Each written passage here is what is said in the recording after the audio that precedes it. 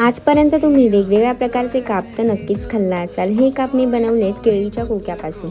म्हणजे केळफूल जे असतं ते बाहेरून सर्व काढून घेतलं आणि आतला जो भाग असतो तो असा गोलाकार पद्धतीने कापून घेतला. सुरीला थोडंसं तेल लावलं म्हणजे चिकटलं जाणार नाही आणि काप जे आहेत ते आरामात कापले जातील.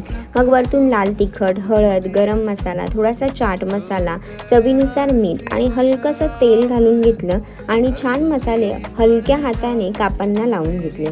त्यानंतर तयार झालेले हे मसाले फ्राय करण्यासाठी एका प्लेटमध्ये तांदळाचं पीठ आणि त्याच प्रमाणामध्ये रवा घालून मिक्स करून वरतून काश्मीरी लाल मिरच पावडर, मीठ घालून हे व्यवस्थित मिक्स करून घेतलं. नंतर त्यामध्ये एक एक करून काप जो आहे तो मिश्रणामध्ये कोट करून घेतला आणि तयार झालेले हे काप मी नॉनस्टिक पॅनवरती फ्राय करून घेतले. त्यासाठी पॅनला थोडंसं तेल लावून घेतलं ब्रशने आणि एक एक करून सर्व काप मी पॅनवरती घालून घेतले आणि छान 3 ते 4 मिनिटांसाठी दोन्ही बाजूने छान खरपूस होईपर्यंत भाजून